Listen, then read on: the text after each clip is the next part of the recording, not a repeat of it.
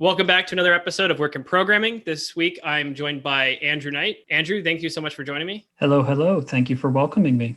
I was wondering if you could give a quick introduction of yourself to start. Sure, absolutely. You may know me by my alter ego, the Automation Panda. I am a software engineer and test who builds solutions to testing problems. I do a lot in the space of testing and automation, as well as behavior-driven development. And I also happen to love Python as a programming language, though I also do C#, Java, JavaScript, and the like. I like to blog at automationpanda.com, tweet at automationpanda, and you might be able to catch me at some conferences if you have any interest in hearing me speak. It's interesting because the way that I had come across you was I was working on a project where I needed to do some behavior-driven development, or like the client really wanted to dig into that. And I asked my coworker Soham if he knew anything, because he was like our head of QA. His immediate recommendation was to check out your blog, Automation Panda. And it was it was basically, I think of it as like a book on behavior-driven development. Like it feels like it, it breaks it down step by step. And it was enough for me to like present that to the client. And they could kind of understand how to set things up. And then, we Googled a few like sample projects and, built stuff out from there. Definitely what we ended up with is probably not ideal, but it was a good start. And then I reached out to you on, I think, Twitter for some like random advice because Soham had met you. And it was like pretty, you were just like, it was really impressive how I was really appreciated how helpful you are, like out of nowhere, like someone just harassing you online. Thank you. Well, that's great to hear. I mean, it's pretty interesting because the whole reason I started blogging was because I simply wanted to keep my notes somewhere that I could transfer between companies. If I worked at Netapp and then when I worked at MaxPoint, I've written a ton of internal wiki documentation at both of those places. And when I left, I basically lost it all. Right. So I said to myself, you know what? I'm not going to let this happen again. Anything non-proprietary, I'm going to write on my own blog. So I came up with this catchy name, Automation Panda, and I just started putting stuff out there on things I liked, things I knew, and questions people asked me. So it's really cool to hear when folks like y'all say, hey, I was looking for BDD resources and I found your blog and it was so helpful. Yeah.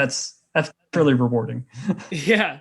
And it's kind of funny because, okay, so when you created this, like, did you create this mostly as a resource for yourself to start? That's how it started, yes. These were my notes that I formed for myself based on my understanding, my practice, my experience. And of course, I mean, I like to write, so I made them good. I didn't just want to put like sketch out there. Yeah.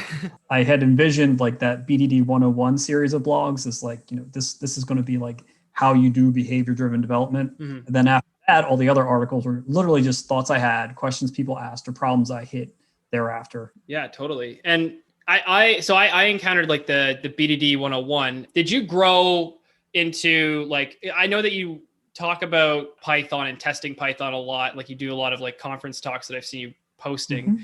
What areas have you branched into outside of just like strict BDD? Like this is how you do BDD.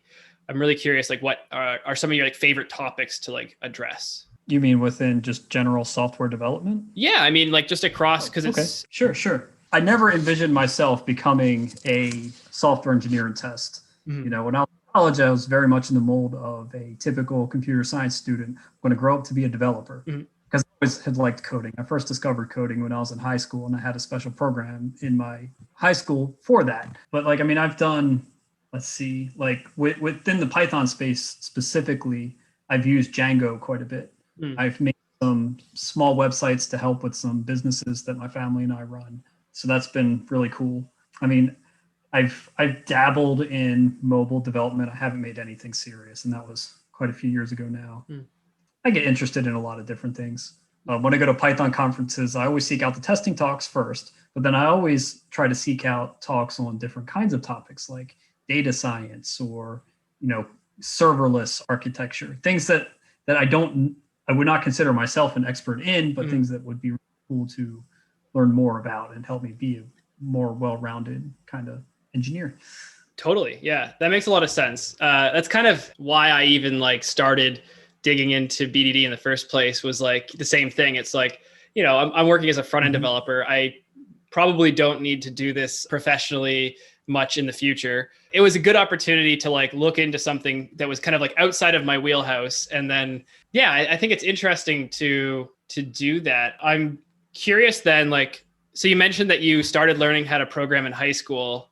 Did you go to university or like school, or did you start working out of high school? What was your like path from like learning and then into programming? Sure. So funny story, when I was in middle school, I didn't actually like computers. This was circa 2000, 2002 when I was in middle school. Yeah. And I was like, I never really liked computers. The internet was just becoming a thing. You know, the main way we accessed it was dial-up. If you had DSL, you were special. And then when I went to high school, I went to Parkville High School in Baltimore, Maryland. It was class of 06. And the interesting thing about Parkville was that it had a special magnet program for math, science, and computer science. So that if you lived anywhere in Baltimore County, you could apply to go to the magnet school. And if you passed their entrance exam, which is basically Algebra 1 and change, you could get in and be part of this special accelerated program for math, science, computer science. And so I had gone there for math primarily, because in 8th grade I'd taken Algebra 1. I thought, this is the greatest thing ever. I was really, really talented with math. People told me I was talented with math. I was like, okay. I mean, you look back, it wasn't anything like spectacular. It was like, okay, he's a smart kid. He can do math. That's great. Went to Parkville High School, and it is an amazing program. It's probably one of the best public school programs you could ask for. Like, that you doubled up on math every year to the point where I took calculus 3 in 11th grade. Wow. You know, I took differential equations as a senior, but every year they made you double up on math, and then you had to take an advanced science course, and you had to take an advanced computer science course. And so in 9th grade, we're taking intro to computer science, and they put that TI 83 plus graphing calculator in our hands, and our first assignments were, we're going to make math formulas on this thing. And that was the first time I had ever done any sort of programming. And it just got me hooked. Like, I'm doing like, okay, enter 2 numbers and +1. Hello world. Well, this is cool. What else can I do? I started programming like all of my Algebra 2 formulas, all of my geometry formulas. You know, it was just, oh my gosh, I couldn't stop. I moved on to games, literally programming games on a calculator, you know, push button stuff. Were you doing like the snake and all of that? Oh yeah. Yeah, basically. I mean, if you had a 2 plus circa, 2003. Yeah, it's all those kinds of collections of games. So I was making those. 10th grade, all people in the magnet program had to take Java programming. So I basically, like, the textbook was online, which at that time was pretty advanced. And so I was a couple chapters ahead of the rest of the class. It got to the point where, when I would actually stop and try to listen to the teacher teach and lecture, he was like, Andy, just go ahead. You're already advanced. I was like, oh, I don't have to listen. I'm learning about ifs and else. This is great. In 11th grade, I took AP Computer Science, which was an incredible course. In that course, you got into things like, big O notation, different kinds of collection structures. And so that course for me was very foundational in terms of my understanding of computer science, because, the 10th grade course was basically me teaching myself based on example code and what's in a textbook. This is how you program. But in 11th grade, we learned the things that one could not necessarily teach themselves, right? How do you, what are the different sorting algorithms, and what are their advantages and disadvantages? What is complexity theory and big O notation? So that was like, wow. So pretty much from the first 2 weeks of 9th grade, that calculator in my hand, I knew I wanted to pursue some sort of programming in the future. And like, I didn't know anything about colleges or programs at that point.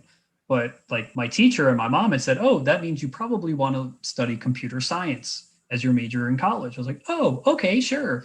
And I found out, oh, software engineers, they make a lot of money. That's just icing on top. You get paid to do this? Wow, I can't believe it. And so, boom, I knew what I wanted to do. So after Parkville High School, I went to Rochester Institute of Technology in Rochester, New York. I went right in as a computer science student. What's nice about RIT is, first of all, you don't spend 2 years trying to figure out what you want to major in. You get placed in your program right away. It's like, I want computer science. This is it. Boom, I had to click. Let's do it. So right away, hit the ground running, taking all the computer courses and stuff. And the second nice thing about RIT is, as part of the requirement for graduation, you are required to do internships, right? Whereas most colleges, it's like, they have job fairs and they encourage their students, especially engineers, to do internships. RIT, you get their diploma unless you do so many quarters on internship. Oh, that's great. I ended up doing all my internships at IBM. Okay. Here in Raleigh, North Carolina. That's how I ended up where I am today. Oh, cool. And are you? Oh, sorry. Go ahead. I was. Oh, never mind. I thought you were saying that you were still at IBM, and I was like, never mind. Oh no. Yeah. Oh no. No, I mean it was a great internship experience. Yeah. Like I said, I spent all of my internship quarters there. I spent the equivalent of about 1 year working at IBM. You know, pre-graduation. Also, because I had so much AP credit or advanced placement credit from my time at Parkville High School, I basically skipped like 2 years of college. So in 4 years' time at RIT, I got a combined bachelor's, master's with a full-fledged thesis and 1 year of internship. Wow. Yeah, it was. I look back on that, I was like, how did I do that? Holy crap. Okay, so you started off in a good position there. So like what happened after that? Did you have like that moment of like after your internship, after you graduated, what did you do right away? But more importantly, like how did you decide what you were going to like pursue and like what you wanted to do? That's a great question. Yeah, coming out of college, like even after having done, 4 years of learning programming and pure science primarily on my own in high school, and then 4 years of the university program, I still didn't know exactly what I wanted to focus on.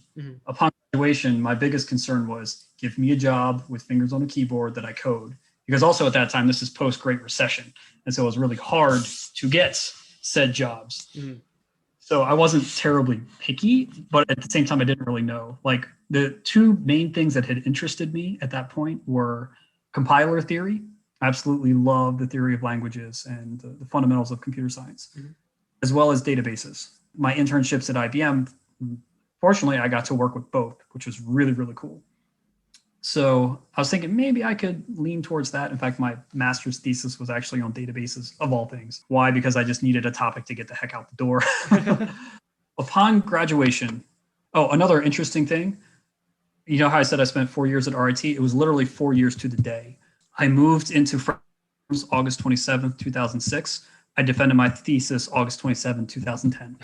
So my first job out of college was with IBM. They hired me based on my internships. That started September of 2010. And that's what brought me permanently to the Triangle of North Carolina, where I still live today. Very cool. But unfortunately, I did not get to join the same team at IBM. And so it was basically my original manager wanted to hire me, couldn't hire me, sent my resume all throughout IBM, finally got picked up by somewhere. Yeah. I landed on a team in Tivoli, which was like system performance stuff. And I kid you not, that job was effing terrible. Horrible. What I ended up doing, I was billed as a performance engineer for a mainframe system. I kid you not, I would sit at a emulated green screen terminal, have my stopwatch out, click refresh, hit stopwatch, and time it. And that's how I got my performance measurements. I was like, I didn't spend 8 years to do this. And I mean, plus it was, I think times were tough because of the Great Recession. But I mean, at that time, they really didn't care about their people anymore. It was just grinding to the bottom dollar. There were such organizational politics in that, and it was bad. It was really bad. Yeah. I mean, the more I progress into my career and look back on that, I'm just like, dang. Oof. So I had an identity crisis. I was like, is this really what I should be pursuing? I called up my college master's thesis chair person, and I told him the situation. I'm like, man, should I come back to RIT and do a PhD under you? And he's like, Andy, listen, I'd love for you to do that, but how much do you make? And I told him. He said, okay, so you can either try to find a new job and get a salary bump, or you can come back to RIT, work for me, make pennies for the amount of hours you're going to put into work for 5 years, live on ramen noodles, and then when you come out, you might be lucky to find a job as a professor somewhere and make less than you do today. Like, oh, okay. So I'm like, well, maybe I should go find another job. All right. Yeah, it sounds like a good choice. And I mean, I kid you not, like when I hired on at IBM, they relocated me from Baltimore to Raleigh, and it was like $5,000+ of a relocation package they paid. Wow. The stipulation being you have to be at IBM for at least 12 months before, or else you have to pay it back. Yeah. I left after 11 months. I was willing to pay it back just to GTFO out of there, man. Wow. That's how bad that job was. I somehow thought you were going to say that you left on the 12 months to the day, and that would have been pretty perfect, but it sounds like, God, that doesn't sound fun. No. So you got the heck out of there, and then what did you do after that? And so this is where we come more into my testing and automation background. That the manager who hired me at IBM back in 2010 had left the company, and he went to Netapp, which was, right down the road. And he said, "Hey, Andy, I heard you don't like IBM too much. You want to come work on my team at Netapp?" And I said, "I'll do anything. Just get me out of here." And so, he hired me onto his team at Netapp. It was a QA team. They were testing platform level commands, so BIOS, firmware kind of stuff. There were 4 more mature QA engineers on the team. They wanted me because I was roughly fresh out of college, and I had those hot programming skills because they wanted me to do their test automation. And so I'm like, okay, sure. I had done some test automation back before it was cool during my internships at IBM. And I'm like, as long as I get my fingers on keyboards again, because I can't do the stopwatch bullcrap anymore. And so I went to Netapp and spent 4 years there as a QA engineer focused on test automation. What were you writing to test a BIOS command line? Fantastic question.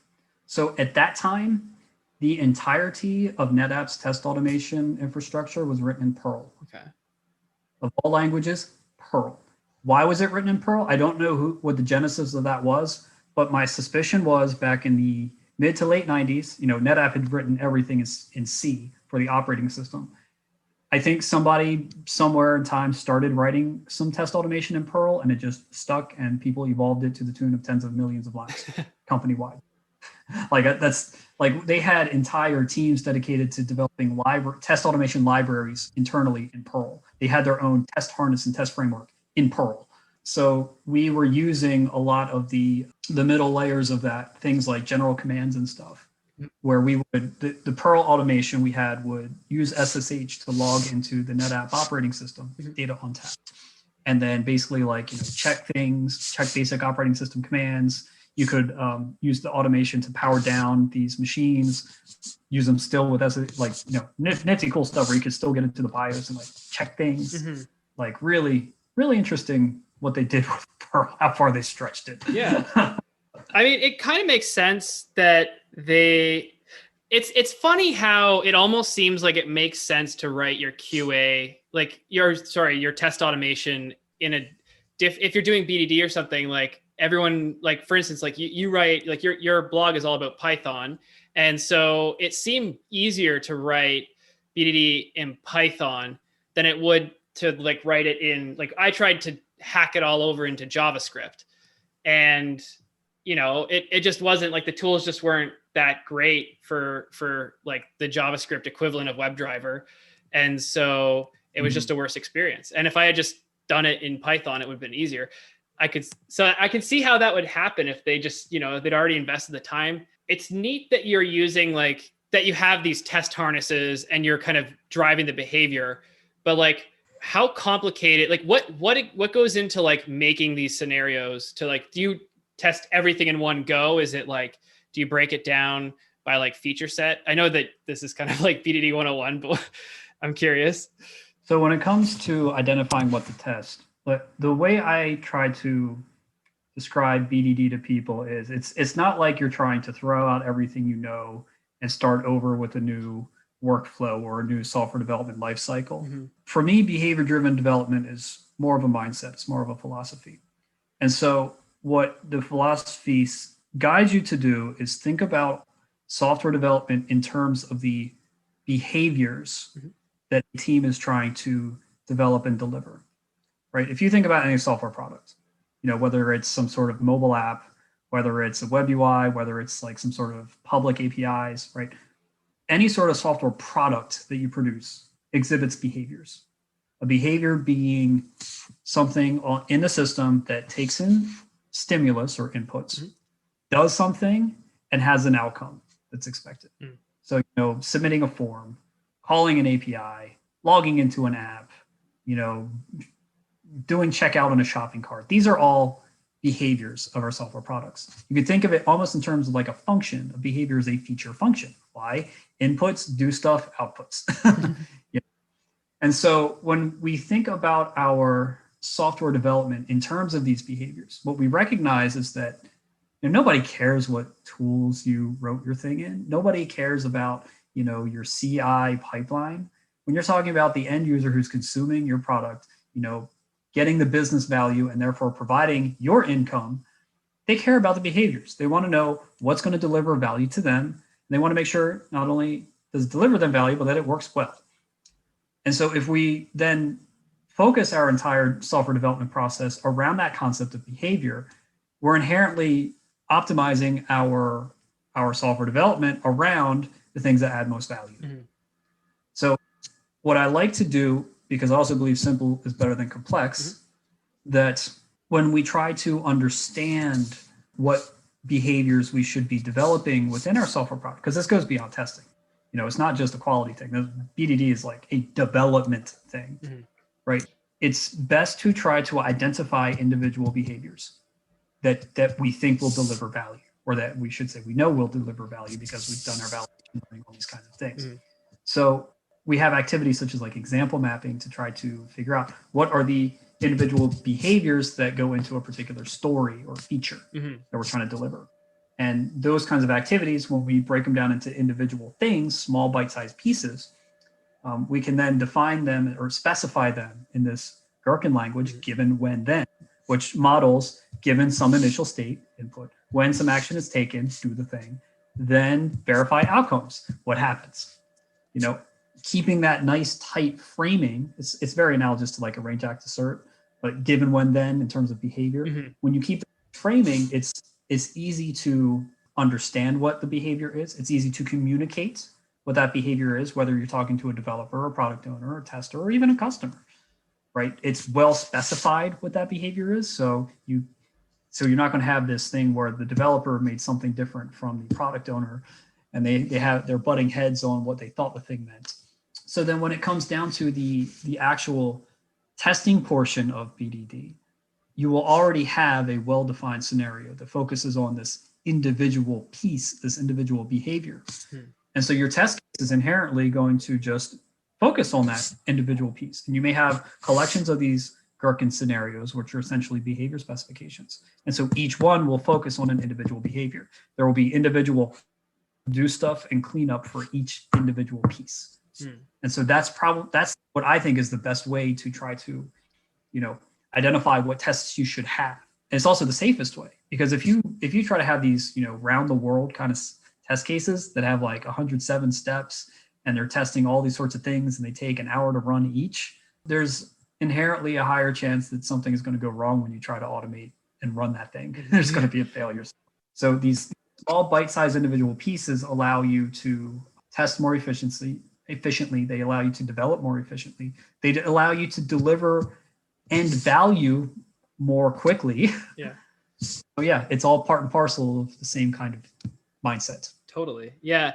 I like the point that you made about putting that into like baking that Gherkin syntax into the story, because when you have like a firm set of like given, when, then, like if that's your acceptance criteria and you put that in writing, it's just like, it forces you to like plan out as much as you need to, but you're also not, because what I find, like if, you know, developers write tickets, you tend to end up with like implementation details and the acceptance criteria, and they don't help, you know? It's cool to hear like that, because I think that's really important for people listening. Like if you're writing tickets, you know, everyone can get involved in this process, it seems like. Yes, exactly.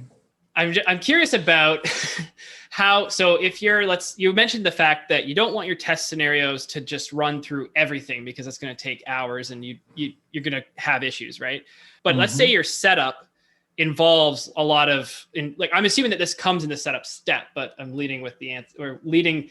Anyways, my question is, so let's say you have a scenario that takes it's like a deeply nested scenario within the application. Like, you've already set up your environment, you've built a Jira board or something, and you're now moving tickets and you want to verify that moving tickets works.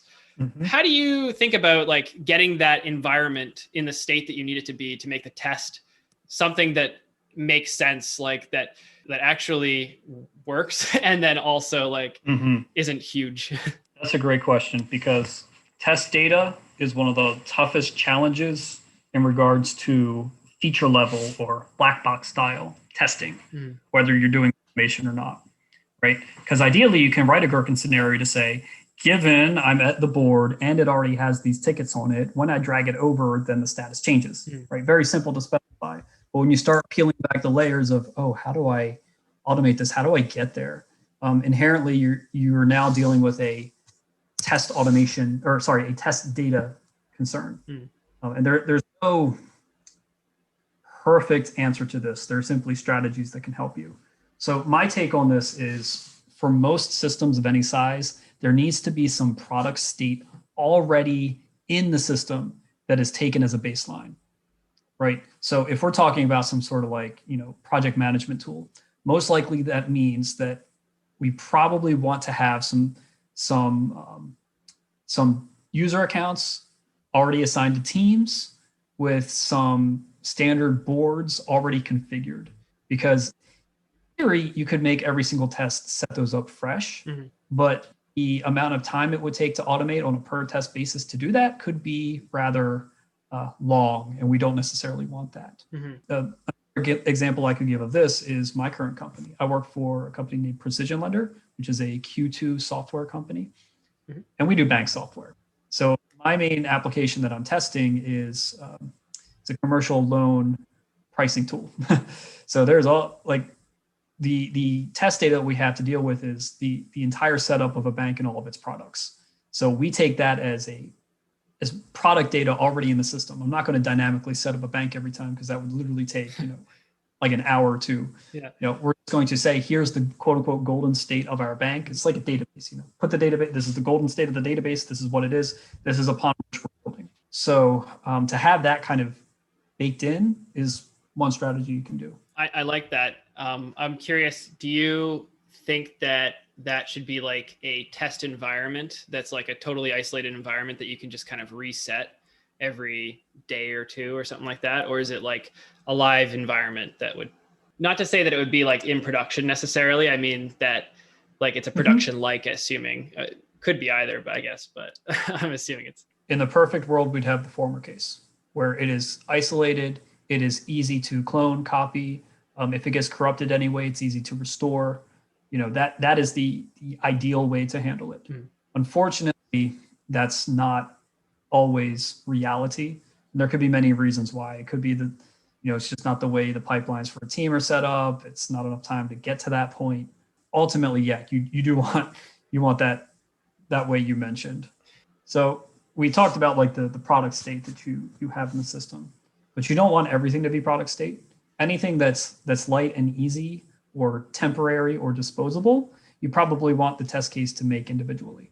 Like, let's say you're dealing with that product management tool, the teams and the users and the boards are probably something that you want to be product state, but individual tickets, you may want to create those on a per test basis. So create them, destroy them by the end of the test.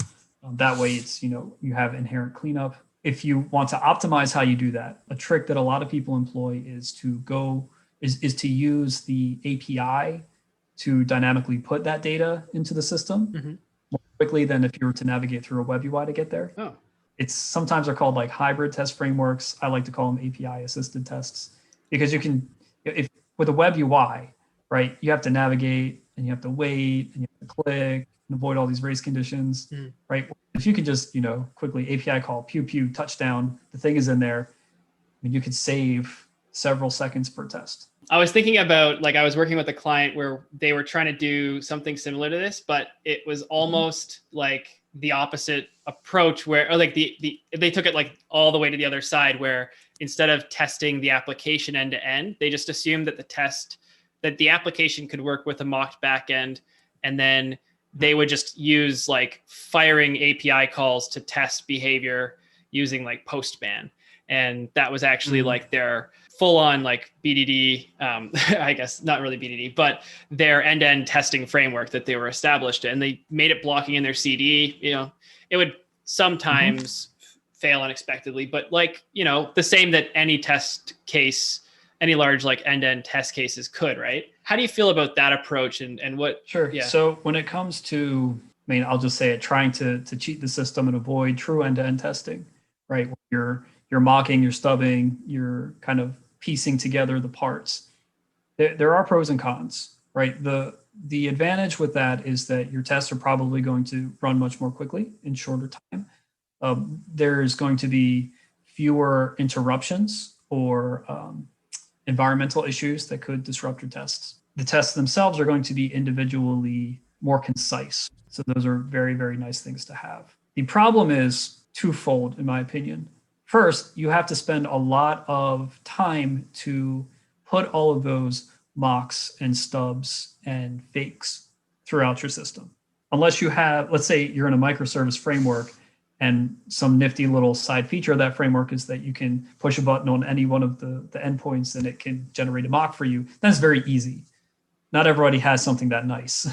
So you have to do a lot of that mocking and stubbing yourself. That can add up to a lot of work. Second thing is, when you do that type of mocking and stubbing pervasively, you aren't genuinely testing the application end to end. You're getting a pretty close, you're getting 90, 95% of the way there. And that could be great, but you're still leaving that gap of, well, there's that little bit of risk. It's part of a risk-based strategy where you're not actually testing the full end-to-end path. And so, there might be some awkward things that blow up in production that you wouldn't have seen with that kind of testing. Again, pros and cons. You have to judge for yourself in your situation.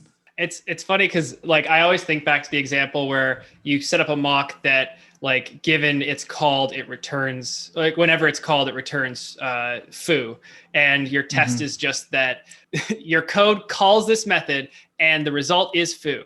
And like I've seen tests where all it does is test the mock, and there's like glaring issues with the actual implementation, but you're just testing the mock. So I could see that even like, especially like that's it, like, that's a unit testing issue. But if you're looking at like a system, I'm sure that you'd find it in places you weren't, like there must be like a dozen, it would be like so many layers further away from you that you wouldn't notice it, like, I guess. And so you were at Netapp and then you're at Precision now. What was in between that? Because I remember you mentioned that you had jumped a few places. I'm sorry. I spent 4 years at Netapp, and overall my experiences at Netapp were tremendously good. As I said, I came in as like, entry level, essentially new college grad. I started doing test automation for that team. And there's quite a bit of juicy story here. When I was brought in, my team was located in the Triangle area here. Our parent team was in Sunnyvale, California, which is where Netapp's headquarters is. Also had a team of contractors in Bangalore, India. When I hired on, my first task given to me by my manager was, hey, every night the team in Bangalore runs a set of about a dozen nightly tests for us. They're automated, they're in Perl. Andy, what I want you to do is get these tests up and running here in our RTP, Research Triangle Park, in our RTP lab locally. It should be easy because the tests are already working, they're already running. We get the results every night. It's just, this is partially to help us as a team get up and going locally with our new hardware, but also for you to kind of start learning about testing and automation. And I was like, great, I can do this, easy task. And also at this point in my career, I was not as confident in myself or my skills. I was more suffering that heavy imposter syndrome. It was like, oh, this should be something doable. Okay, I can do this. Because at this time, I'm trying to learn Netapp. I'm trying to learn Perl because I didn't know Perl before. Yeah. And now I'm trying to learn all the test automation stuff. Yes. At this point, also industry-wide, test automation was still rather bleeding edge. It was like a new thing. There weren't resources like Test Automation University about these things at that time. So like all I knew was the little bit I had done at IBM before it was cool. I pick up these scripts. They're written in Perl. They were checked into Perforce. This is also before Git. So I check them out of Perforce and I start running them and they all fail. I was like, uh-oh, well, that's not good. Why did they fail? What did I do that was wrong? And so I'm thumbing through docs, I'm asking people, and I'm spending like a month trying to figure out how to get these dozen scripts working. And so at first I'm like running them, boom, they fail. Oh, I'm not doing the setup for the configuration right. I get the configuration right, check it with other people. Okay, it's not that. I start reading this Perl. Oh my gosh, it was awful. The code was horrid. Oh my gosh. But anyway, like I'm trying to like step through these things. I'm putting breakpoints to debug, putting print statements.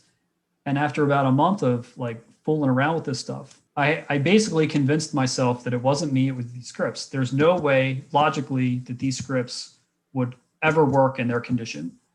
And the amount of little tiny hacking I was trying to do was not going to do it either. These scripts basically needed to be rewritten from scratch because they were just so broken. And so now I had to go to my manager and tell him the story of, okay, first of all, the scripts are broken. Secondly, the Indigit team isn't telling you the entire truth.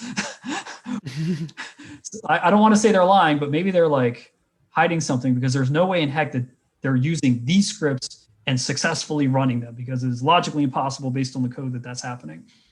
Come to find out what they were doing is half the time they were just running them manually. The other half the time they had local copies that they never put back into version control to share. I raised this up as a concern. He's like, okay, Andy, go start rewriting those scripts. So, okay, I got the scripts. I got the test cases. I started rewriting them and I got them working. I'll get them working on one type of hardware.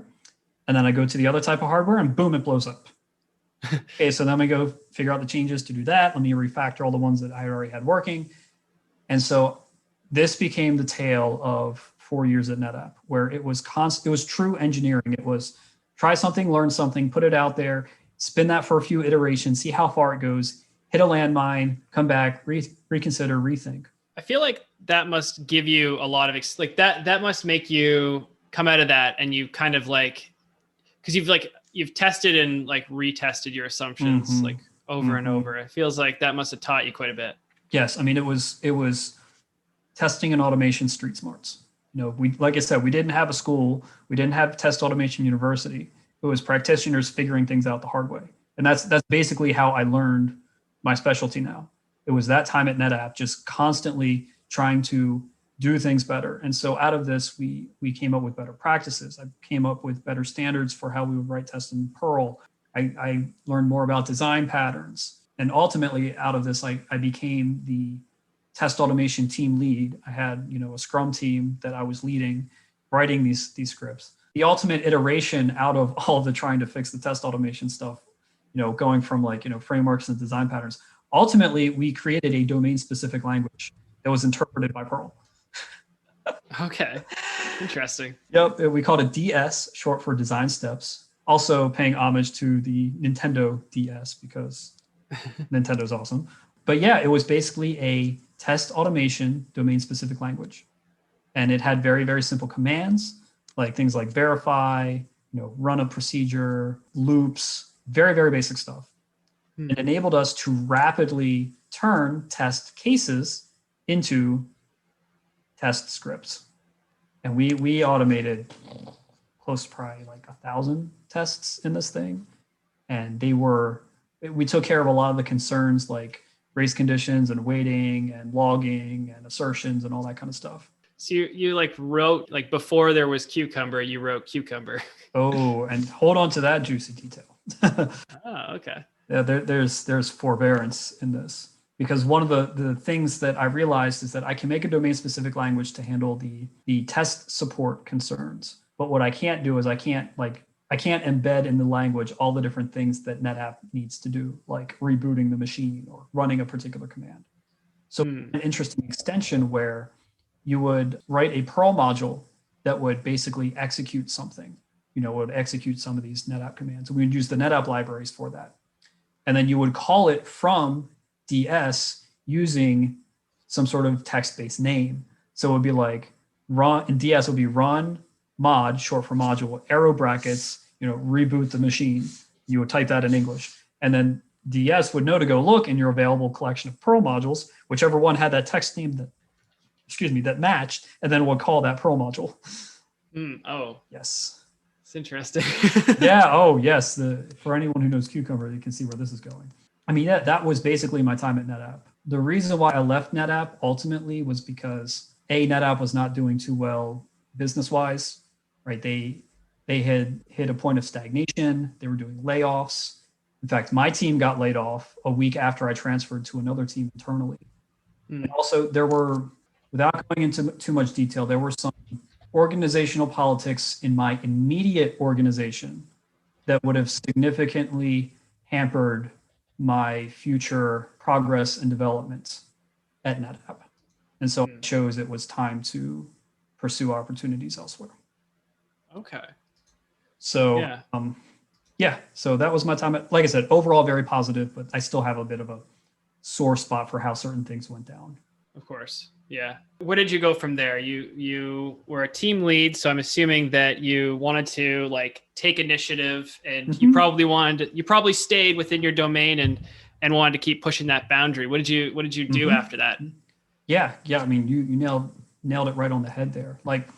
At this point, I had realized for myself that, well, I guess I hadn't fully realized it, but I had a very strong inclination that there was something to the specialty of testing and automation, right? I hadn't really engaged the community, the public community at all at this point. I was kind of scared to leave Netapp because it's I don't know if I can actually get a job.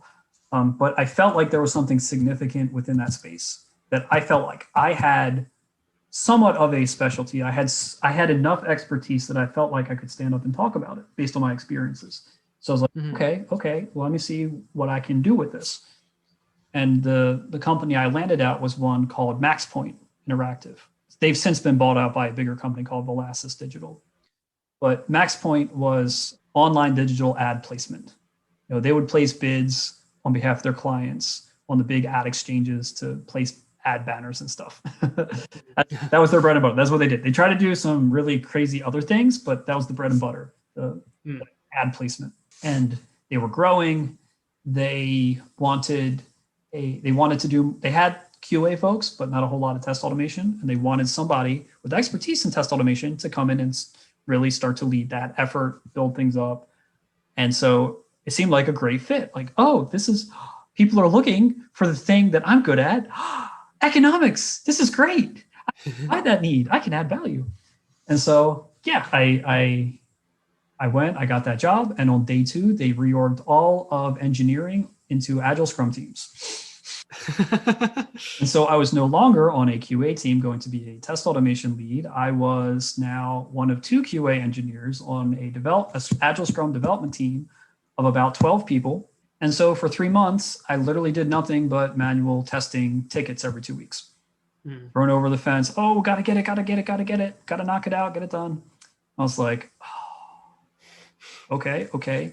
Well, maybe I just need time to acclimate and learn. Maybe, this is my chance to learn more about the product before I can have more influence on what to say.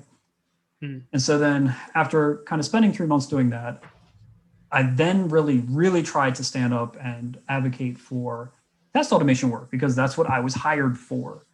It's like you're underutilizing me for what I am and who I am. The problem was our product owner on that team perpetually starved any test automation work because there were never enough points to allocate it for our velocity. I was like, you gotta be freaking kidding me. Was it one of those scenarios where you weren't allowed to point tickets for automation tasks at all, or? Basically, because they did not earmark points for different types of work. It was, this team gets 60 points per 2-week sprint, and we're always going to prioritize the top 60 most worthy points out of all the stories we plan. So here I'm tripping up being like, I need time away from everything else to work on testing and automation, to build up these tools, to build up these frameworks, all this kind of stuff that I'm not getting. And so, okay, well, that's work. We have to point that work. Oh, no, not important enough. Not going to include it. So it was essentially a problem of starvation. It was not dedicated as a special type of concern in the process. That's why that never went anywhere.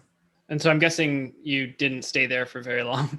Oh, it gets crazier. So man, I try to make things work. So I ended up spending the next 3 months secretly doing automation work, off the books, so to speak.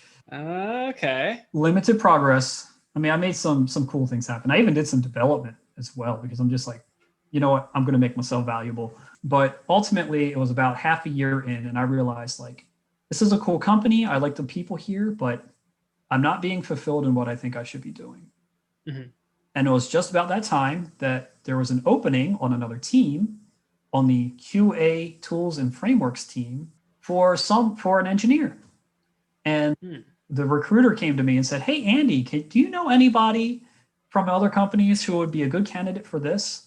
And I was like, "That's the job I should have." And they were like, "Oh, okay." And so they transferred me over. And at that point, I got to do what I was hired to do. Even though other 3 people on the team ended up doing Atlassian administration and Jenkins administration. Thankfully, my manager, his name was John. Oh, man, I miss John. He's awesome. He's like, "Andy, we're setting you aside to do the things you were meant to do. I'm protecting you from all other concerns that you can do that thing." And so, yeah, I mean, we started rolling Java, C#, and Python. We started setting best practices, suggesting frameworks, coming alongside other teams, embedding with them, getting them moving. And so that was a great 6 months. I love that. I got to go to Austin, Texas the first time. Oh, that sounds great. Yeah. So then, after 6 months, there was another reorg. And the justifications for this were murky. What the fallout was, they basically laid off everyone in the company with quality in their title except for 4 people. For some reason, we're just against quality now. Well, I don't want to get too much into the reason. Sorry. I'm sorry. You're good. But I think part of it was there was some organizational politics. Part of it was the company needed to save some money. Part of it was a foolish, agile presumption that developers are more valuable than testers. And so anybody with quality just got cut one day. And for some reason, I was one of the very few spared. And I don't know why. I can guess it was because before the VP who made the executive decision for this cut, I had made big presentations about how test automation is software development, and some plans for things we'd wanted to do with like a big think kind of thing. And I guess I impressed him enough. Really don't know. But for some reason, he spared me. But it was a caveat that, "Andy, we're going to move you to this other team that royally effed up, and you're going to get their quality practices good, and then we're going to turn you into a .NET web developer." And I was like, "Oh, okay, interesting. So then I go to this team, I start talking with them, and oh my gosh. So they had totally, I got to get this juicy story out here if I'm rambling too much, but no, this is great. this story is like, these stories I'm sharing are just like super interesting and engaging. So this team, it was a bunch of developers. They had laid off their QA people. They were trying to get out a new front end for this particular application. It's called Genesis or something. And it was like behind schedule for like a month or more. And some of the QA guys who got laid off were like working overtime, finding bugs left and right in this thing. Of course, they're the ones that get cut. So alongside this team, this is the team we're supposed to help fix. And so John, my former manager, who's now my peer, who were both being reassigned to this team, meeting with 2 of their developers, and they're walking us through the code base. And so we're like, "Okay, so where's this? Where's that? Oh, it's okay, JavaScript, all this cool stuff. So where are your unit tests?" "Oh, we don't have unit tests."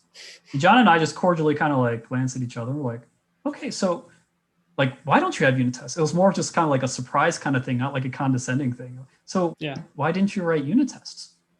And they said, "Oh, it was never a requirement." And I did my best to keep my composure. I'm just like, "You mean to tell me that your app screwed up for like more than a month and got people laid off because you couldn't be bothered to write unit tests? Do you not brush your teeth when you go to bed at night? Like, what the frig, man?" And I'm just like, "Well, this whole project is just throw it in the trash, man. Like, I can't, oh my gosh.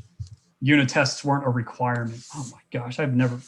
Anyway, at this point, I'm just like, I can't even with this. This is beyond, like, I don't want to speak poorly about it. This is beyond stupid. Like if you have to be told to write unit tests to protect yourself before you wreck yourself, you shouldn't be in software development, man. Like, holy crap. And yeah, so that was kind of for me like, yep, it's about that time. Yeah, so after that, I went to a company called LexisNexis.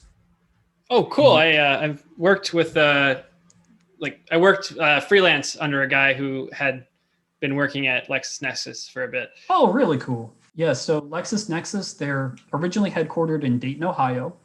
Mm-hmm. They decided that they were going to move their US tech hub to Raleigh, North Carolina and really build that up.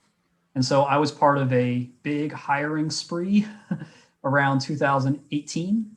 They were hiring, or the team I joined was a test automation center of excellence. LexisNexis had a vision to hire the best testing and automation tech talent in the triangle and them into a team to do amazing things. And so they scooped me up, and that was the first opportunity where I was given a senior level title. So it was like, ooh, I've made it. I've arrived. I'm a senior engineer, and I'm going to be on a team full of like-minded individuals. There were about a dozen of us, and it's going to be excellent. And this is going to be a much better situation than Max Point because, it seems like the leadership has a much better vision for where this thing is going, not just change the priorities every quarter and let the team scramble. So it was pretty cool. I was very optimistic about this. And for the year and a half I spent at LexisNexis, up until that point, it truly was the greatest opportunity of my career. I had doubled, like when I left Max Point, it was kind of like that thing of like when I was at Netapp, I kind of knew I think I have a pulse on a specialty. If I ever wanted to transition to becoming like a quote unquote like regular developer, I should have stayed at Max Point, right? Because I was basically being told, we'll train you up as a .NET engineer. So no, I said, I'm going to double down and lean into what I think I know. I think there's more value here than I initially presumed. And it was like a career defining moment for me. And so what was this center of excellence? Like it sounds very glorious. Well, truth be told, it didn't live up to the mighty aspirations that we wanted it to. But the idea, like I said, was that LexisNexis growing as a company as well as growing in Raleigh, wanted to hire the best tech talent to be able to push their products forward to the next generation. LexisNexis is not necessarily what you would consider a tech company. LexisNexis, for those who aren't familiar with LexisNexis, the best way I can describe it is online search for legal documents, right? If you're a lawyer and you're trying to defend a case, you need to cite all sorts of case law and stuff for, what you're going to argue in front of the judge. And law is a very complicated and messy thing under common law systems. So I didn't even realize this when I got into it. I'm just like, what do you mean? So it sounds very confusing. Sorry. I was thinking about I didn't have any idea what it was, but my bad. Basically, lawyers spend so much of their time going through tons of very hard to read documents. And so LexisNexis makes it easy for them to search those documents and to have citations and stuff. And so that, what we were testing were the online search capabilities for LexisNexis's flagship application. Like our team was really cool because we had about a dozen people of varying skill levels, some kind of entry level, some more senior. Ultimately, what it shook down to was myself, two other engineers, and our team lead kind of formed an elite sub-team called the Automation Tools and Frameworks team, the ATF. So we were responsible for the overall architecture of the solution. We'd used C#, .NET, SpecFlow, WebDriver, so kind of boilerplate stuff with BDD using SpecFlow. We reviewed all the other team's code, and it got to the point where our team started consulting throughout the wider company on best practices. What is BDD? What's the best way to write and automate tests? What should and shouldn't you do? And so I got to travel to like Dayton, Ohio a couple times, help lead broader initiatives. So it was really, really cool, some of the stuff that we were able to do there. That is really cool. And so did you do this across the entire organization or just within the one product? Or sounds like you were kind of doing a mix? So for myself personally, the more that time went on, the more I became the one of our team to do that type of cross-organizational consulting in the system. Like I had helped, my immediate team was more focused on like the web UI front end of the application, but I went down a level and helped the shared service team do some testing and automation for the common services of the application. There were multiple different development teams that also wanted to start doing things in a more behavior-driven way. So I gave lots of training on those kinds of things. So it was, I got to go, what am I trying to say? I got to have my hands in a lot of pies. Yeah. And I guess at that time, it sounds like this is kind of like, I want to say it's the genesis of like your teaching / speaking career, but it might have happened before that. I'm curious, when is this around the time that you started to write and to do talks and things like that? Yes, it was exactly at this time. What I started with was my blog. I mean, I'll tell you exactly why I started. When I left MaxPoint to go to LexisNexis, like I said, first time being a senior engineer, I felt like it was a major career milestone. And so I was asking myself, okay, what's next? What do I do next? I'm now going to be that senior engineer that I've been striving for the past few years. Where do I go from here? At that time at LexisNexis, I met another engineer by the name of Angie Jones. Oh, wow. Yes. That's amazing. Yes, I know. This was when Angie was on her upward trajectory to the moon. And so we were coworkers at LexisNexis. That is how we met. And I saw Angie doing all these really awesome things. And I was like, wow, she knows her stuff. This is confirmation for me to see there is a career path worth pursuing in testing and automation, that it can be something great, right? This is confirmation that I knew there was something here. Yeah. And I'm just like, wow, I aspire to be someone like Angie Jones. And so I thought, okay, well, what are some of the things that she does? She blogs and she goes to conferences. Maybe I could start to do that. So in 2017, I started LexisNexis October of 2016. The transition was sweet because I got the job. I signed the offer in like September. I took a week-long trip to San Francisco with my wife, came back and started LexisNexis. It was beautiful. So anyway, starting in 2017, I registered my blog. I got my domain name. I came up with this catchy thing called Automation Panda. Why? I like automation and I like pandas. Let's go with it. There's too many Andrew Knights in the world. If I put myself out there as andrewknight.com, I'm probably already out there. Who's going to know me? I never clued into Pandy Knight until like just now. Oh, there's a story behind that one too. But, it's like nobody would remember Andy Knight or Andrew Knight, but everyone will remember the Automation Panda. So I registered the domain name. I started the blog. It's like, what am I going to write about? Well, I had all these notes that I lost in wiki pages. Let me start there. So I started writing, top of mind things.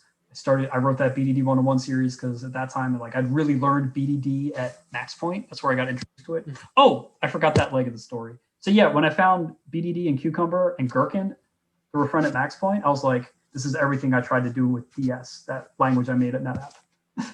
My segue into BDD. Yeah. Gotta get back to that one. Yeah.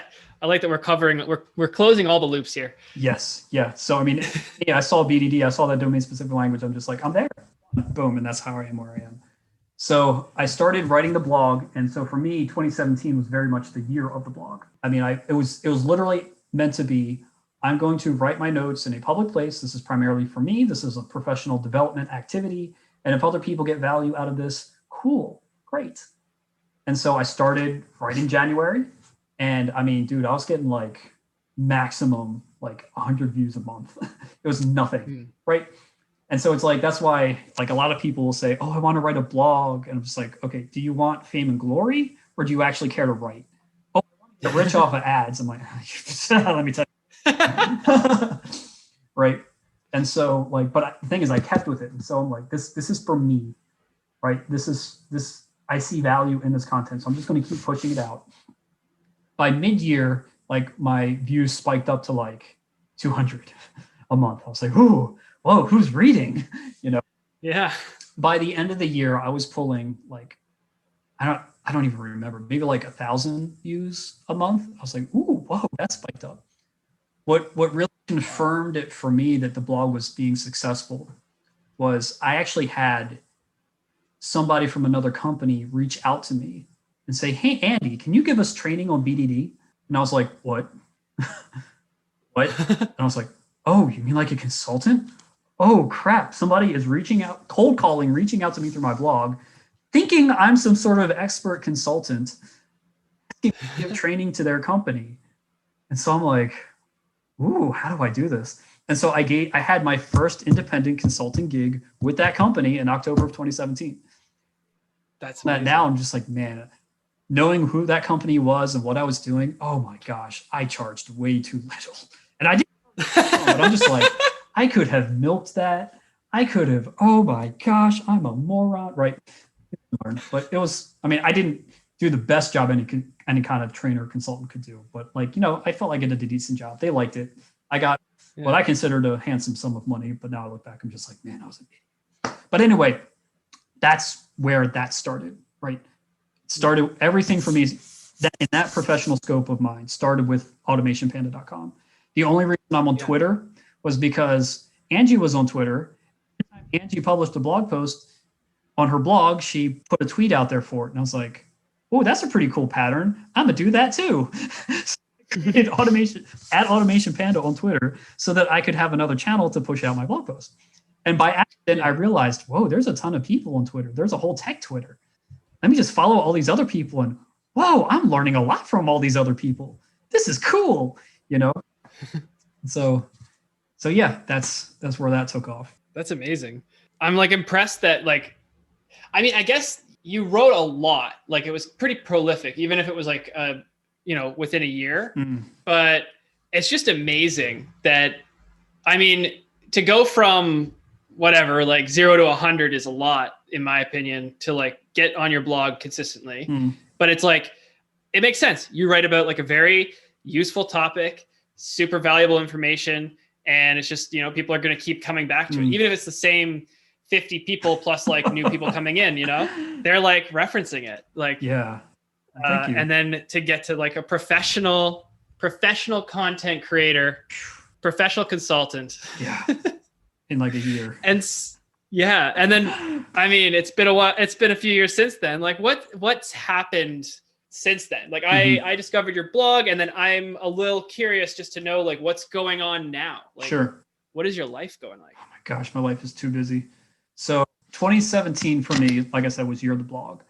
2018, seeing how well the blog did, I was still at LexisNexis initially. I was like, okay, well, what's the next step? Because the blog was good. 2018 for me was year of the conference. So I was like, well, what does Angie Jones do? She speaks at conferences. Maybe I could do that too, right?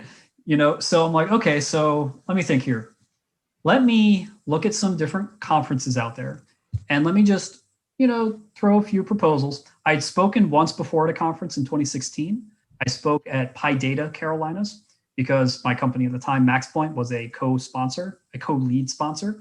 And they were pushing all the engineers to make proposals. I made a proposal, testing in Python is fun, where I go over different test frameworks, and they accepted it. So I got to speak there. I was like, I've done this once before. Maybe I can do it again.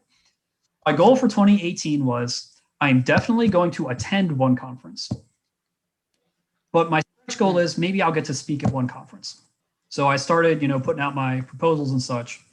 And I targeted some test conferences. I targeted QConfest, which is the Cucumber conference. They rejected me. I still haven't gotten into QConfest. It's like one of my stretch goals I never seem to accomplish. QConfest people, if you're listening, I really want to speak at your conference. I have tried every single year. Please accept me. Anyway, so shameless plug. But at this time, I had also done some Django web app development in Python. So Python, even though I'm doing C# on a daily basis at work, I had been doing Python at night. And so I was like, you know what, maybe I could submit a testing talk to a Python conference, just like, PyData Carolinas. And so I submitted to PyCon 2018. Lo and behold, PyCon 2018 accepted my proposal for behavior-driven Python. So I was like, cool, right? Interesting fact, I left LexisNexis right before PyCon 2018. And I went from LexisNexis to Precision Lender, my current company. And so LexisNexis had agreed to pay for my PyCon trip, but I had to pay that back. And so I told my recruiter who placed me at Precision Lender, I said, look, I really like this Precision Lender place, but I'm going to lose my PyCon free meal ticket. So is there anything you can do about that? He's like, oh yeah, we'll cover your travel costs to go to PyCon. So it was the recruiter who got me placed at Precision Lender who paid my trip to PyCon. And if you're in the Python community, I highly recommend going to a Python conference. That's a whole nother topic there. It's amazing. But PyCon US is like the big one worldwide. I didn't realize how big this conference was. And so when I went there, I thought it was going to be like PyData Carolinas. No, this thing was massive. It just blew me away. Another transformative experience. And I have whole blog posts on my PyCon 2018 experience. But then, so like I met my goal to speak at a conference, PyCon 2018.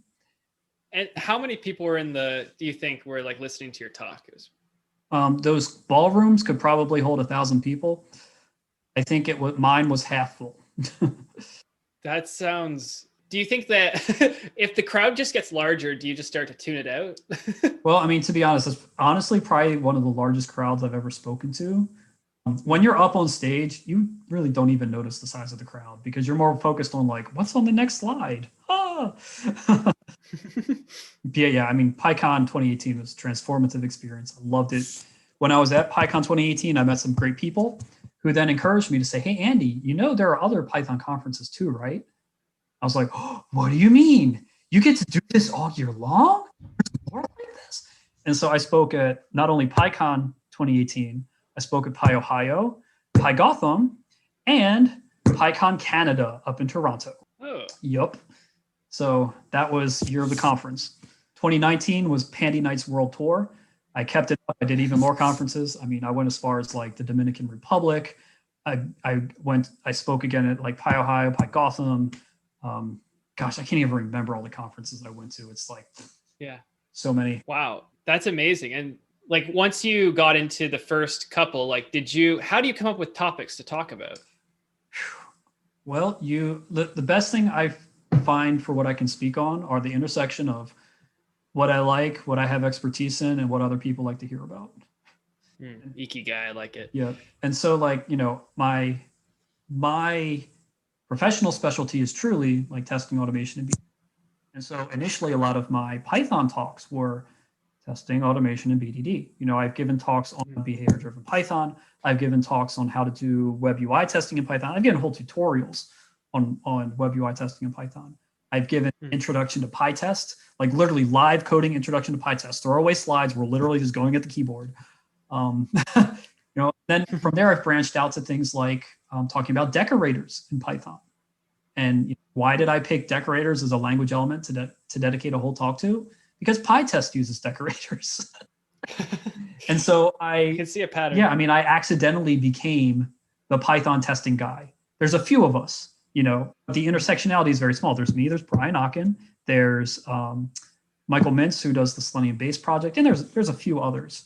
But, not too many people regularly talk and work about testing in Python. And so I kind of became like that guy, to the point where not only do I have all these Python conference talks, not only do I have all these blog posts, but I have like full-fledged tutorials online. I have multiple Test Automation University courses on testing with Python. So it's like, yeah, so that happened. Wow, that's amazing. And I mean, I kid you not, dude, like people will ask me, literally, like they'll ask me, so tell me about the Python testing you do at work. And I tell them, oh, I don't do Python testing in my day job. I'm actually a .NET developer. That's funny, right? Like, oh, you're joking. I'm just like, actually, no, like I'm actually by day a C# developer and I use SpecFlow, Selenium WebDrive. And they're like, what? And then you just see their heads explode. Like, then why are you doing all this Python stuff? I'm like, because Python is awesome. That's why. I'm not getting paid to do the Python testing stuff. I just like to do it, That is Automation Panda is like your alter ego. Yep, it really is. I imagine you wearing the cowl or something. Dude, yeah. And so like, 2020 in terms of conferences was supposed to be like my big year. Like I had a talk and a tutorial at PyCon US. Both of them. That's like a big deal. It's like almost impossible to get a speaking gig at PyCon. I got both. And then it all went virtual. Yeah. I'm like, oh my gosh. But even even with everything going virtual, like I still had more speaking engagements than ever before. An interesting thing about 2020 is there were like a lot of them, I didn't have to go out and reach to them. They came and reached out to me. A lot of the things were invitational. I was like, oh, cool. Okay. And another thing is like the dirty little secret for conference speakers, we reuse talks. It's not like every single conference you give a new talk. That's just too much work. Yeah. So like recently, one of my talks that I've been giving a lot is on the screenplay pattern, which at Precision Lender, we developed a .NET implementation of the screenplay pattern, and we've released it as an open source project called Boa Constrictor. I strongly believe screenplay pattern is a much superior alternative to the standard, page object model. Oh, okay. So yeah, go ahead. I feel like you might have said something about this, like when I asked you about automation testing like years ago, because I think I was asking you about page object models and something about like actors and managers or something. I forget all of this, but yeah. Okay. So that's the screenplay thing, right? Like that's what screenplay is, I guess. In one word would be actors use abilities to initiate interactions. Interactions could be anything low level, from clicks, scrapes, sending text, to logging into an application or submitting a form, right? You can compose low level interactions into much larger interactions. And what screenplay pattern does is it makes it nice, concise, readable through the magic of dependency injection. All right. I like that you were able to explain that in one sentence. I wanted to like make sure we spent some time talking about like what you're up to now, because 2020, it's still kind of Pandy's like world tour. It's gone global now. It's really gone global. I was giving talks and like live talks in India. Like, oh, we're going to make sure we schedule the end of our day, so you only have to wake up at 6 a.m. Thanks, I appreciate that. But like where things are going for me right now at Precision Lender, when I was hired, I was the first software engineer in test in the company. At that time, there were 100 people. October 2019, we get bought out by Q2, so we're now a company of like 1,500 people. But I was still literally the first software engineer in test because they didn't have that role before. I've since grown my one-man practice into a team of 4 people. And in fact, our team literally just hired our manager, who's coming on board in March. So cool thing, he was my team lead at LexisNexis. Because that's amazing. Be a manager. I want to pursue an engineering track. So, but I'm still like team lead of my team. So you're pushing for like that, like, I guess like staff engineering type of like engineering excellence role. Yes. I think Angie Jones is also doing that, right? She talks about that a lot. She talks about it. Yeah. She just did a blog post about that. And so, yeah, my target is like, principal engineer in my space. So, but we now have a very healthy team, very vibrant in skills. We have a very successful main test automation project we call the BOA solution. It runs a frig ton of web UI tests in a very short amount of time. Uses BOA Constrictor screenplay pattern, and we're branching out into other kinds of testing too. So, and we're consulting with other teams. So, the 9 to 5 is going gangbusters great. Outside of that, I'm still speaking. I don't get to write as many blog posts as I like anymore, unfortunately. My big, I now run an open source project, BOA Constrictor. You can check it out on GitHub. So that's really cool. The fact that we were able to release that as open source from our company. And then also I'm attempting to write a book on software testing. How's that going?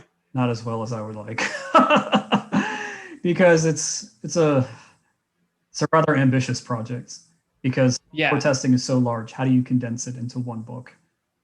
And plus, I mean, with the train wreck that has been 2020, 2021, oh my gosh, just literally finding time out of the day to dedicate to writing it is a struggle. I mean, ultimately what I want to do with that book is make it a modern treatise on the subject of software testing at large, right? Where we will talk about the fundamentals, we will talk about theory, we'll talk about how and why you build things. Like I'm thinking like Kent Beck's like test-driven development, sort of like in that realm where it's like the de facto book of testing. It sounds like what you're trying to accomplish. I would love for that to be the case. The market will determine if the book becomes that, but I'm writing the book not necessarily with that mindset of like, oh, mine is going to be the standard, but rather I want it to be worthy of becoming a standard. Yeah. Like, I think the way I mean that is like, it's your like magnum opus. Yes. Like it's. Yes. I mean, I'm going to be pouring all of my expertise into this. The entire past decade, everything I have learned, everything I have touched, use that as the base to pour into this to help others. I think that's really cool. And it like, I guess in a way, all of this that we've just discussed for the last hour or so, it builds into like what's going to become the next phase, your book. And I think that that's really exciting. Like, I'm looking forward to seeing when you get to it. But I also, from just like, I noticed that don't be down on yourself about this, seriously, because I think like it's amazing that you continue to like do all these things. Like, thank you. I mean, it's just like I see you around and I'm like, holy crap. Like, I couldn't imagine doing all of that in like the current time right now. And then also you're trying to write a book, and it's like, cut yourself some slack, but you're amazing. Oh, thank you. I'll take that as a compliment. It was meant to be. Thank you. I mean, this is like, I hate to say this, but that's all just on the software thing. Like, I could go on and on about things in my personal life. Like, my wife and I, we run Airbnb listings. So it's like, yeah, there's that whole side of my life dynamic. Oh my gosh. So like, it's not just like the software. I mean, there's a whole bunch of other stuff that we do too. This is, I look at my life and I'm like, how do I keep up with myself? You know, it's like, that is cool. In the past 3 years, literally in the past 3 years, I've been, a software engineer. I've been a consultant. I've been a K-pop DJ. I've been a wedding photographer. I've been a home renovator. I've been a landlord. I've been an entrepreneur. Like, why? I just want to write software, man. You're getting in your own way. I'm getting in my own way. That is amazing. How do you have systems to balance that? Hell no, dude. I like that. Oh man. I will say a lot of that is my wife. She is wonderfully creative. She's at heart an entrepreneur. She doesn't have like a 9 to 5. Her job is literally go find entrepreneurial endeavors and get invested. That's how we got into Airbnb. That's how she got into photography. That's how she got into running a dance studio. All these kinds of things just lining up. Okay, that's cool. So she's kind of like the manager type, and you're the maker type in a way. Like she sets up the goals and objectives, and then you work together to like execute. That's really cool. I think that sounds like a great way to build a partnership. Yeah. I mean, for example, here's a cool thing we did. So a little bit of backstory. My wife is from China and her mom is from China. And so we're kind of expected to take care of her mom. Like, her mom has now moved to the US and lives here with us, but she didn't want to live under the same roof as her mom, obviously. So what we did, we bought this dumpster fire of a house, literally like TV grade fixer upper. And we fixed her up, and her mom lives there, and we rent out part of it on Airbnb to make it a self-sustaining business so that, we earn money from renting part of it out. Her mom lives there. Her mom doesn't work. So this is kind of her job. So she gets income from that and all that. So it's really cool. That's really neat. I guess it all ends up being to an end. It's not like you're just mindless. Like, it's not mindless. You're just like executing on like, I like that. See, I need somebody to tell me what to actually work on. So like I execute on stuff that makes sense. I just run around with like a head chicken with my head cut off, like just darting in random directions. No, but I think that's really amazing. Thank you. This has been like really, really cool. Yeah. I mean, it's fun to like actually talk to you, not face to face, but Oh, well, thank you for inviting me. I think I'm going to like follow a lot of what I have like a little, a note here. It's like, what would Angie Jones do? I mean, like she was one of the very serious influences on me, because we worked together, because I saw the things she was doing, because we shared mutual interest. And so it's like, I mean, she's not like the only influence, but she's probably the biggest influence, at least to get Automation Panda kickstarted for what it is. I mean, it's really amazing that you like met her at that like point in time. I know. Because like, and it's like, it's so cool. It's so cool that you get like, you meet people and you get inspired. Yeah, man. People in your life, and it just happens. Boom. Any advice on how to replicate that? I mean, what I would always tell, or what I would tell people, is that anyone who is in whatever job they're doing, they have found something interesting or valuable or endearing about it, right? And it's from that basis that people start to cultivate an expertise, right? Expertise comes about because perhaps there's natural ability, but moreover, people become passionate about it. One of the things that kind of grinds my gears right now is if you look on tech Twitter, there's tons of people saying, you don't have to be passionate to get into tech and all this stuff. I do it for money. Okay, that's great. I'm glad you do it for money, but are you completely discrediting that you have any passion in the type of work you're doing? I find that a little bit surprising. There's got to be something there. Okay, maybe you are mainly doing it for money. I get it, but I would like to think that, and it's outside tech too. Like whatever you work on, ultimately you don't have some level of passion for it, even small, you're probably going to end up looking for another line of work. Right. Yeah. And so if you can identify what that passion is and have the intersection of what you like, what you're good at, and what is valuable to others, right, you're gonna be successful in whatever career you pursue. And you're going to start to cultivate that expertise, and there will be opportunities for it.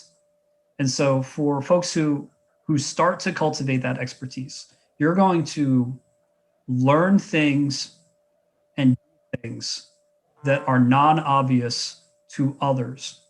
You may think it's obvious, but when you have an expertise that others don't, and that's a valuable type of expertise, it may be surprising to you to find out that you're actually good at something that other people can benefit from.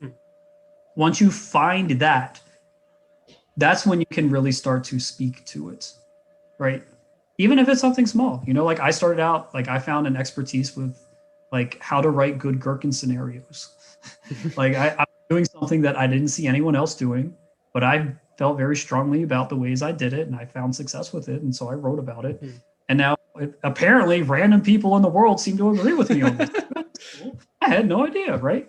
And a lot of times you stumble upon these expertise. You don't go out thinking, well, I'm going to become a BDD expert. No, it just happens, because things evolve, things grow, it's how it goes. And so what I encourage people to do is try to keep in mind for what your expertises could be. And when you find that you do have some sort of, interesting things, whether it's like a quick little cool bug fix or it's like, a way of doing things, you can start to speak to that. You can start to write to that. You can start to share that. Yeah. And be the genesis of something like a blog or a conference talk, and the more you do these things, the better you get at communicating, explaining yourselves. Not everybody needs to be like some rock star with 1 million Twitter followers and a little check mark, right? Very few people ever get there. And if you do, that's great. But, you shouldn't be doing it for the number of likes or for the number of blog posts. You should be doing it because it's something you like to do. It's something that you're providing additional value to others, right? And let that be it. Definitely. And it was interesting because, like you said, you can kind of let, the serendipity happen. You don't have to like forcefully come across it. But it's interesting you say that, and you actually did consciously and like pretty like, you had to make like a significant decision around like what role to take and like whether or not to continue. And you probably made that decision like numerous times over the course of your career. So it's really cool how you balance that. It's like, on one hand, there is serendipity. There's like circumstances that occur, and you do have to kind of like, live with like the world, what the world hands you or whatever, you only get a certain number of plays, but at the same time, you cultivated the opportunities that came about, and you also like emulated people that were already doing things that you thought looked kind of cool, and you built your own, like totally your own thing out of the same kind of opportunity. So it's really cool. I'm inspired. Thank you. I hope my story can inspire others, because Lord knows I don't want anybody to suffer in some of the ways I had to. Thanks a lot for doing this again. Thanks, you too, man. Thanks again for inviting me.